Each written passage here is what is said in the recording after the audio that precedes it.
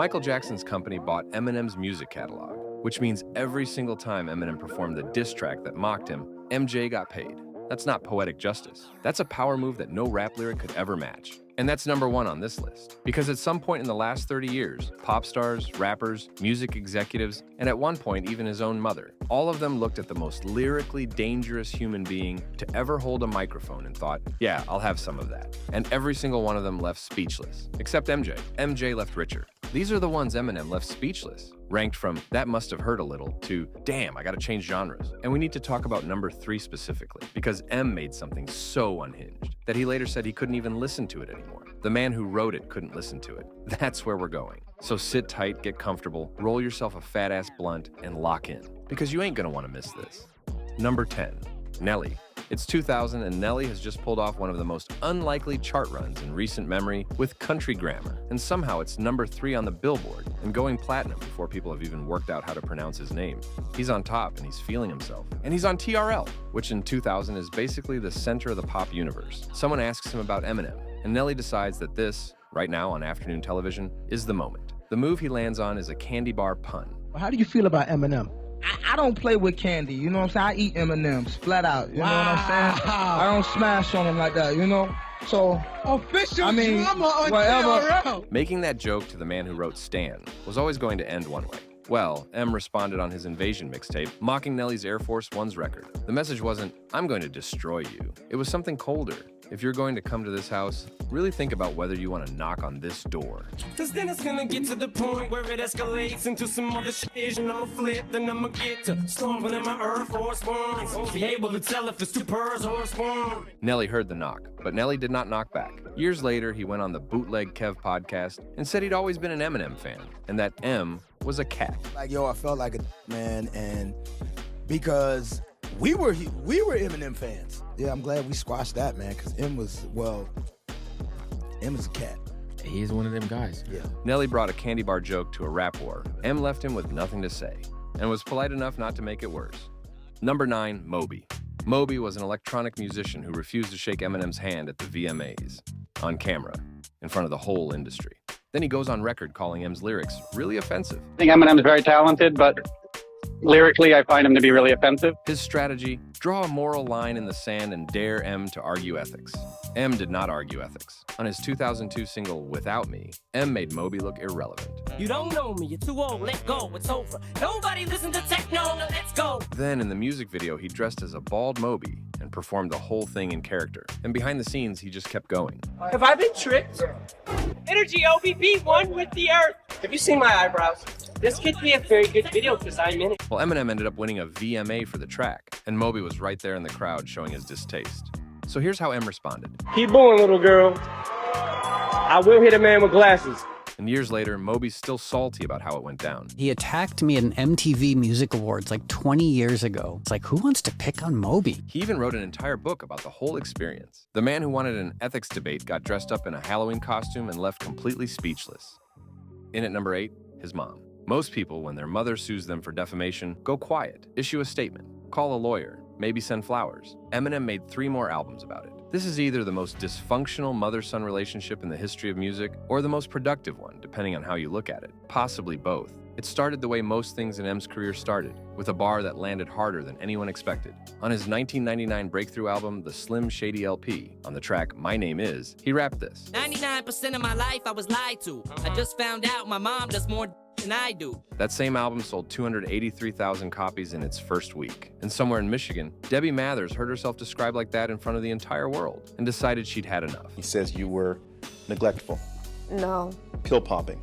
No. And then she sued her son for $10 million. The court awarded her $25,000. The judge had effectively looked at this entire situation and decided Debbie's reputation was worth roughly the price of a second-hand car. And M really found that hilarious, which he alluded to in the Eminem Show's lead single, Without Me. Get ready, cause this is about to get heavy. I just settled all my lawsuits. Fuck you, Debbie! But then M took things to a whole new level, following it up with one of the coldest diss tracks of all time, Cleaning Out My Closet. But how dare you try to take what you didn't help me to get, you selfish. I hope you fucking burn in hell for this. Well, Debbie just had to sit there while her son left her speechless in front of the entire world. Your anger and your hostilities towards me what have I really actually done to you? But it just seemed that the more M beefed with Debbie, the bigger his fame grew. Now say, you Debbie. Then in 2013, M did something no one saw coming. On the track Headlights, he apologized. Cleaning out my closet and all them other songs, but regardless, I don't hate you, cause Ma, you're still beautiful to me, cause you're my mom. Not long after, M admitted, cleaning out my closet went too far, and that I can't even listen to it anymore. Fast forward to 2024, Debbie dies at 69 years old. M said nothing publicly, which, from the man who turned his mother into a recurring character across 30 years of music, is its own kind of statement. Maybe the most human thing he's ever done. Number 7, Joe Budden. Joe Budden had credentials. He was one quarter of hip-hop group Slaughterhouse, signed to Shady Records, a lyricist sharp enough that even Eminem rated him. And then somewhere between being a rapper and becoming a full-time podcast host, something shifted. He stopped making music and started commentating on music. And the specific music he commentated on most was Eminem's. When Eminem dropped Revival, Joe called it trash before it even dropped. From what I know, it sounds trash. Even though it didn't come with audio, we're looking at it, and the common folk are saying, this looks trash. A washed-up rapper calling anyone trash is hilarious, so you can imagine what was about to happen next. On Chloroseptic Remix, Eminem roasted Budden. So you formed your verdict while you sat with your arms crossed, did your little reaction videos and talked over songs. And whilst Joe continued criticizing M's output, which is a choice, a bold, historically uninformed choice, M fired back with the track Fall. Somebody tell Budden before I snap, he better fasten it, or have his body back and zip the closest thing he's had to hit to smack him. That sounded an awful lot like humiliation to me. Joe's response was more talking. He went on air and announced, with complete sincerity into a live microphone, that he had been better than Eminem for the entire decade. Let me tell you what Joe Budden has thought this entire time. I've been better than you this entire decade. Joe Budden better than Eminem? That's a good one. And the whole internet unanimously said, hold my beer. Joe declared himself better than Eminem on a podcast, and then continued not rapping. Meanwhile, M kept swinging, kept rapping, kept dominating. In the end, the booth left Joe with nothing to say, which, honestly, would have been a first. Number 6, Benzino. Benzino wasn't some upstart diss rapper. He was the co-owner of The Source magazine, the biggest, most influential voice in hip-hop at the time. And when Eminem dropped the Marshall Mathers LP, arguably one of the greatest rap albums ever, Benzino refused to give it a 5 mic rating, which is crazy if you ask me. Behind closed doors, Benzino didn't like M, didn't like how fast he blew up, so he started dissing him. First, he dropped the diss track Pull Your Skirt Up. A 5 mic giver, the Marshall Maggie Ripper. Better never let me see you with some juice, I'm gonna strip you. Then he dropped Die Another Day. Shady Records, just a bunch of house. Extra security in your front lobby. Better call the Secret Service if you're gonna stop me. He said M was only winning because of the machine, that he wasn't real hip-hop. Then he messed up big time. He aimed at Eminem's daughter, Haley. Tell Haley it ain't safe no more. Daddy better watch your back at the candy store. Nah, that was the death sentence. Eminem didn't waste time.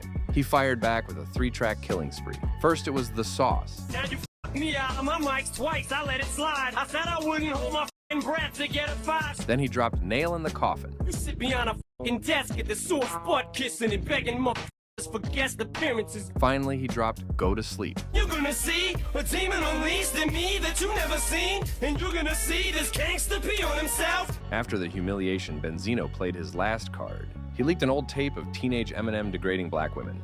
But M didn't run. He stepped up, released a full public apology, and said he hoped people would take it for the foolishness that it was. The fans didn't cancel him. They canceled Benzino. Writers started quitting The Source. The magazine's reputation collapsed. Sales dropped. M didn't just win the beef. He crushed not only The Source magazine, but Benzino too. Years later, Benzino clarified that from his side, the beef was over, and recognized Eminem's contributions to hip-hop.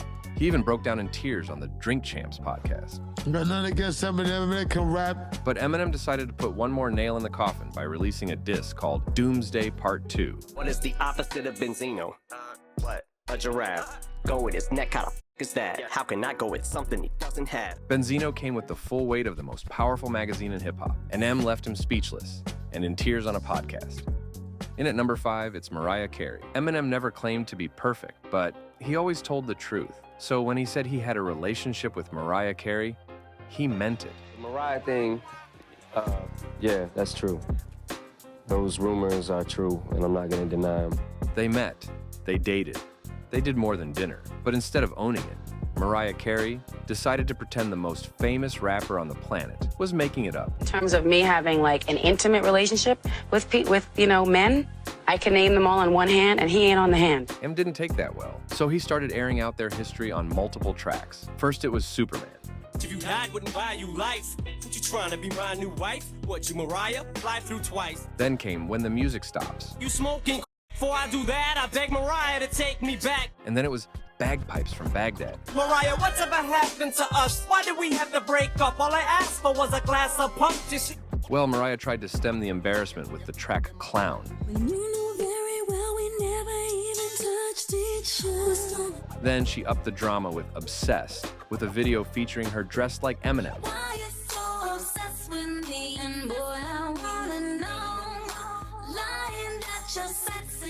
Well, that's when Eminem went nuclear and responded with The Warning, where he made Mariah sound like a fool. Oh, geez, that's supposed to be me in the video with the goatee? Wow, Mariah, didn't expect it to go balls out. Shut the f up before I put all them phone calls out. One side note you probably forgot about. Nick Cannon, who was married to Mariah at the time, also got humiliated. Mariah, it ever occurred to you that I still have pictures? However you prefer to do, and that goes for Nick too. Did you think I'm scared of you? Well, Nick tried to fight back with his own diss track called I'm a Slick Rick. I don't know if I should hit him cause he's feminine slick. Excuse me, Eminem, why you lying on your... But that wasn't even the best part. He also said he'd whoop Eminem's ass. I know I'm not gonna be able to out-rap you, but I will whoop your ass. Well, Eminem pretty much responded with, just put the fries in the bag, bro. On the track, Lord Above. Almost got my caboose kicked, fool quit, you're not gonna do shit. I let her chop my balls off too before I lost to you, Nick. The funny thing is, the beef was between Eminem and Mariah, but somehow Nick's the one who left most speechless. Why embarrass one op when you can get two for the price of one?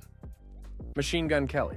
In 2012, a 21-year-old Machine Gun Kelly, a man who had named himself after a Prohibition-era gangster and whose biggest record had charted at number 118, tweeted that Eminem's 16-year-old daughter was hot. First mistake right there, buddy.